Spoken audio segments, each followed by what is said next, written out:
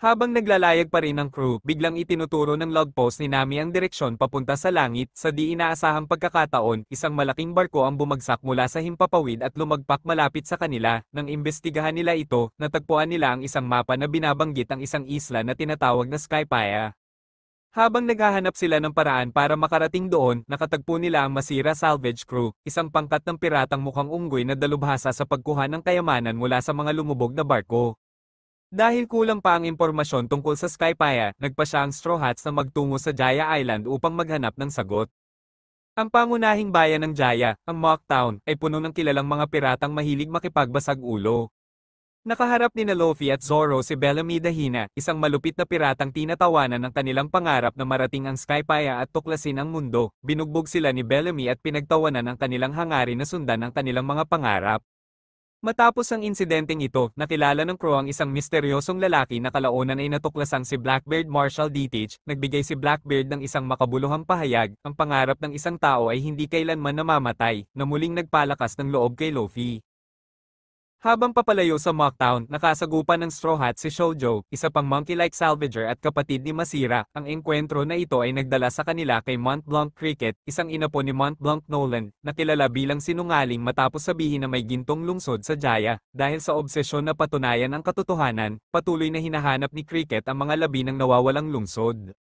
Ipinaliwanag ni Cricket na maaari lamang makarating ang Straw Hat sa Skypaya sa pamamagitan ng pagsakay sa Knock-Up Stream, isang napakalakas na vertical na alon na nagtutulak ng mga barko paitaas sa langit, ngunit upang matukoy ang eksaktong lokasyon kung saan lilito ang alon, kailangan nilang mahuli ang Southbird, isang nilalang na may kakayahang gabayan sila sa magulong alon ng Grand Line.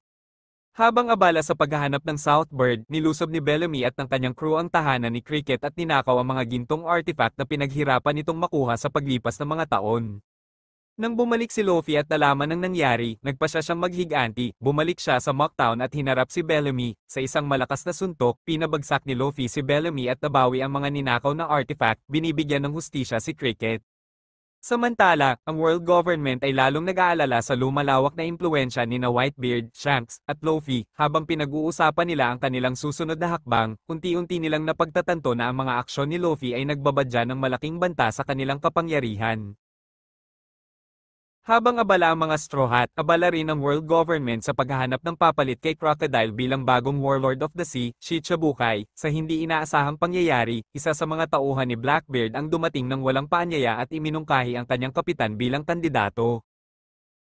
Samantala, sa tulong ni na Pag-aya at Kones, inayos at pinahusay ang Going Merry upang makalipad ito, gamit ang Knock-Up Stream, isang dambuhalang haligi ng tubig na pumapailang sa langit, matagumpay na naihatid ang Straw Hat Crew patungong Sky Island.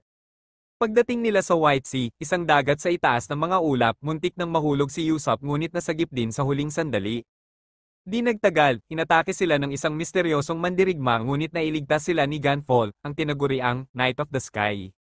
Paglapit nila sa hangganan ng Skypaya, dinala sila sa tinatawag na Upper Realm. Doon, sinalubong sila ni Nakones at ng alaga niyang si Su. Ipinaliwanag ni Nakones at Pag-aya ang pamumuhay sa Skypaya at ipinakilala sa kanila ang mga dial, kakaibang teknolohiya ng langit. Habang si Nami ay natututo tungkol sa panganib ng Forbidden Forest, naghihintay naman ang iba sa pagbabago ng hangin, ngunit bigla silang sinalakay ng White Berets, ang mga pulis ng Skypaya, na nagpataw ng Heaven's Judgment dahil sa ilegal na pagpasok.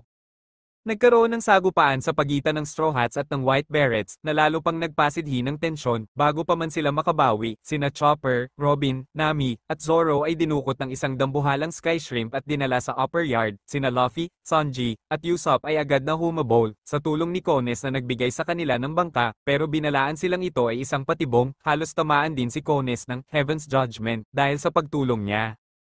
Pagpasok ng grupo sa upper yard, nadiskubre nilang puno ito ng mga nakamamatay na patibong. Kalaunan ay nakarating sila sa Ordeal Gates kung saan napilitan silang magkahiwa-hiwalay. Sina Robin, Zoro, at Nami ay naglakbay sa gubat habang si Chopper ay naiwan upang bantayan ang barko. Sina Luffy, Sanji, at Usopp ay hinarap naman si Priest Satori sa Ordeal of Balls dahil sa kanyang mantra, naging delikado ang laban, pero sa bandang huli ay natalo siya ni Luffy. Samantala, sinalakay si Chopper ni Priest Shira at napilitan siyang hipan ng plotang ibinigay ni Gunfall. Tinangkang tumulong ni Gunfall ngunit natalo rin siya. Tumalon si Chopper sa tubig upang iligtas siya. Nailigtas sila ng mga dambuhalang Southbirds at ibinunyag nila na si Gunfall ay dating god o pinuno ng Skypaya. Sa kabilang dako, nadiskubre ni Nami, Robin, at Zoro na ang upper yard ay gawa sa tunay na lupa, isang bihirang bagay sa langit. Nalaman nilang dating bahagi ito ng Jaya, ang islang isinulat ni Mont Blanc Nolan sa kanyang mga tala. Habang lumalalim ang mga rebelasyon, inilunsad ng mga Shan-ian ang isang malawakang pag-atake sa upper yard upang bawiin ang kanilang lupang ninuno. At sa wakas, muling nagtipon ng Straw Hat Crew at nagbahagi na ng kani-kanilang mga karanasan. Inalagaan ni Chopper si Gunfall habang pinaplano ng grupo kung paano nila mahahanap ang alamat na gintong itinatago sa upper yard. Nakipagkaibigan sila sa isang grupo ng Sky Wolves at isinalaysay ni Gunfall ang kasaysayan ng upper yard, ang koneksyon nito sa Jaya, at ang alitan sa pagitan ng Skypians at Shan-ians. Samantala, inalis ni Enero ang mga limitasyon sa kanyang mga pari, pinapayagan silang kumilos ayon sa nais nila. Isang gabi, nakita ni Usopp ang isang misteryosong figura na nag-aayos ng Going Merry. Kinabukasan, laking gulat ng lahat nang makita nilang maayos na ulit ang barko at parang bagong-bago. Pinaghandaan ng crew ang susunod nilang hakbang. Habang papunta sila sa mga guho, nagkahiwalay ang grupo nang atakihin sila ng isang dambuhalang python. Nahati sina Luffy, Zoro, Robin, at Chopper. Sa gitna ng kaguluhan, tinalo ng mandirigmang Shan-ian na si Viper si Priest Shira at inihayag ang kanyang misyon na bawiin ang kanyang lupang tinubuang buhay. Kasabay nito, nagbigay ng isang nakakatakot na hula si Enero, na nagsabing tanging ilan lamang ang makakaligtas sa kanyang plano. Hinarap ni Zoro ang mandirigmang Shan-ian na si Bram at tinalo siya gamit ang kanyang bagong teknik, ang One Sword Style 36-pound Phoenix. Si Luffy naman ay nakipaglaban kay Viper pero nahulog sa mga ilalim ng guho. Biglang dumating si Enero sa Going Merry at ipinakita ang kanyang tunay na layunin, ang nakatagong lungsod ng ginto, ang Shandora. Pinatulog niya sina Usopp at Sanji, at pagkatapos ay nawala, iniwan ng mga kapatid ni Satori, sina Hattori at Katori, upang maghayganti. Nakipaglaban si Chopper kay Priest Gedeso na lumabas na isang sobrang tanga. Sa kabila ng hirap, nagtagumpay si Chopper at pinatumba siya pababa sa Blue Sea. Tumulong sina Kones at Pag-aya sa batang si Aiza at nagtungo patungong upper yard habang patuloy na tinatalo ni Enero ang mga Shan-ian. Nakipaglaban sina Gunfall at Nami kay Hattori at Katori. Natalo ni Nami si Hattori habang tinalo ni Gunfall si Katori.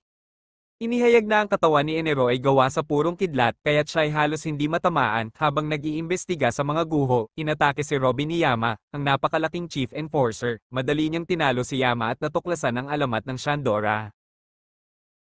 Dumating si Priest Om at ikinulong ang ilang mga mandirigma, kabilang sina Zoro, Gunfall, Nami, at Aiza, sa isang mapanganib na kulungang bakal na puno ng mga tinik. Samantala, nilulo ng dambuhalang python sina Nami at Gunfall.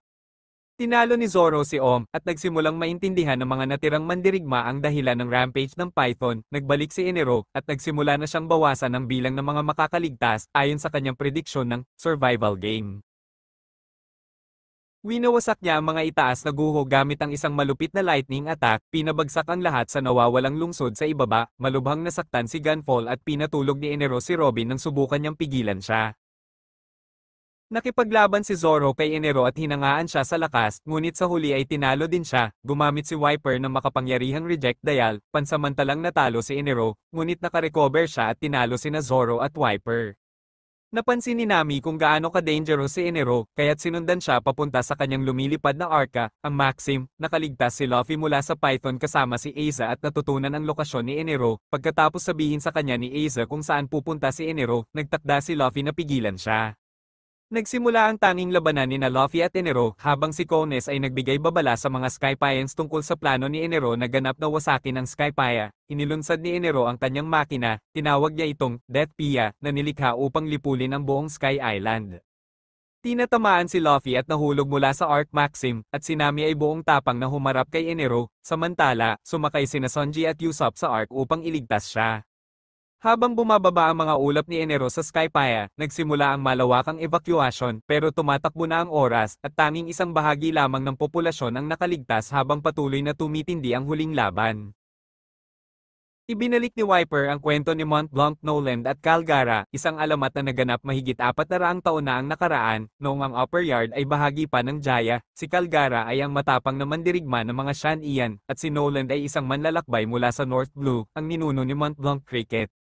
Bumuo ng matibay na pagkakaibigan sina Nolan at Calgara at naging simbolo ng pagkakaisa ng mga Banyaga at Shan-Ians. Namuhay sila ng mapayapa, kasama ang mga taga-bayan at ang crew ni Nolan. Ngunit nagbago ang lahat nang hindi sinasadyang pumutol si Nolan ng isang banal na kagubatan ng mga puno na pinaniniwalaan ng mga Shan-Ians na tahanan ng mga espiritu ng kanilang mga ninuno. Lumaban ang mga taga-bayan kay Nolan at sa kanyang crew, at naglahong lahat ang pagkakaibigan. Si Calgara, gayunpaman, ay nangako na muling makikita si Nolan, patuloy na umaasa sa kabila ng hindi pagkakaunawaan. Matapos ang pagbitay kay Nolan dahil sa kanyang pagkakaloko tungkol sa lungsod ng ginto, nagtayo ang mga Shan-Ian ng isang estatwa bilang pag-alala sa kanya na nagpatibay sa kanyang tapang. Sa kasalukuyan, winasak ni Enero ang Angel Island gamit ang kanyang napakalakas na lightning attack na tinutupad ang kanyang apocalyptic na pananaw. Ginawa ni Luffy ang kanyang misyon na tunugin ang gintong kampana hindi lamang upang wakasan ang digmaan, kundi upang magpadala ng mensahe pababa sa Blue Sea, upang malaman ni Mont Blanc Cricket na ang lungsod ng ginto ay totoo. Nahanap ni Nami ang 100 patungong Enero sa loob ng Arc Maxim, at ipinadala ang mensahe sa iba upang putulin ang Giant Jack, ang dambuhalang istruktura ng beanstalk na humahantong sa kampana. Pinutol ni Zoro ang bahagi nito, ngunit tinamaan siya ng kidlat ni Enero. Habang unti-unting nawawala ang pag-asa, nag-aatubili si Wiper ngunit iginiit na bilang inapo ni Calgara, tungkulin niyang tunugin ang kampana. Sinubukan ni Usopp na tulungan gamit ang kanyang exploding stars, ngunit nabigo. Sinabi ni Robin kay Wiper na naghihintay si Mont Blanc Cricket at determinadong tutunog ni Luffy ang kampana para sa kanya. Sa inspirasyon, ginamit ni Wiper ang huling rejectile at winasak ang natitirang bahagi ng Giant Jack, nililinaw ang daan. Si Luffy at Nami ay sumugod sa natitirang bahagi ng Giant Jack at nakipaglaban si Luffy kay Enero sa isang tanging laban. Ang mga powers ng kidlat ni Enero ay walang silbi laban sa rubber na katawan ni Luffy, ngunit ginamit ni Enero ang kanyang talino at iba pang mga kakayahan upang gawing brutal at nakakapinsala ang laban. Matapos ang isang matinding labanan, tinalo ni Luffy si Enero sa pamamagitan ng isang napakalakas na suntok, pinatama siya sa Golden Bell. Ang tunog ng kampana ay umabot hanggang sa kalangitan at bumaba sa Blue Sea, nagsisilbing hudyat ng pagtatapos ng 400 taong digmaan at patunay na totoo ang lungsod ng ginto. Narinig ni na Mont Blanc Cricket at ng Saroyama Alliance ang tunog ng kampana, at napagtanto nila na ang lungsod na kanilang hinahanap ay nasa kalangitan lamang. Si Enero, na tinalo, ay tumakas patungong Blue Sea at nagpunta sa Fairyville na ipinakita bilang ang buwan. Nagdiwang ang mga Skypians at Shan-Ians, nagkakasama sa kauna-unahang pagkakataon matapos ang mga siglo. Nagdaos sila ng isang malaking bonfire bilang pagdiriwang ng kapayapaan. Habang sinusuri ni Robin ang Golden Bell, natagpuan niya ang isang poneglyph na may nakaukit na mensahe mula sa nakaraan, na iniwan ni Goldie Roger, na marunong magbasa ng sinaunang wika. Ngayon ay alam na nila na sila ay isang hakbang na lamang palayo sa paghahanap ng tunay na kasaysayan at ang Rio Poneglyph. Bago umalis, kinuha ng Straw Hats ang ginto na nakatago sa tiyan ng dambuhalang python, at habang bumababa sila mula sa Skypiea, tumunog muli ang Golden Bell, isang huling pasasalamat at palm mula sa mga Sky People.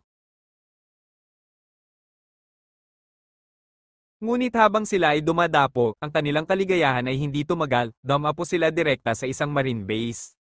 Matapos mahulog mula sa Skypiea, nag-crash ang Going Merry sa isang marine fortress, kaya't inisip ng mga marines na isa itong ghost ship mula sa kalangitan. Nagkawatak-watak ang mga Straw Hats sa buong base at nagsimula silang magtago upang maiwasan ang pagkahuli.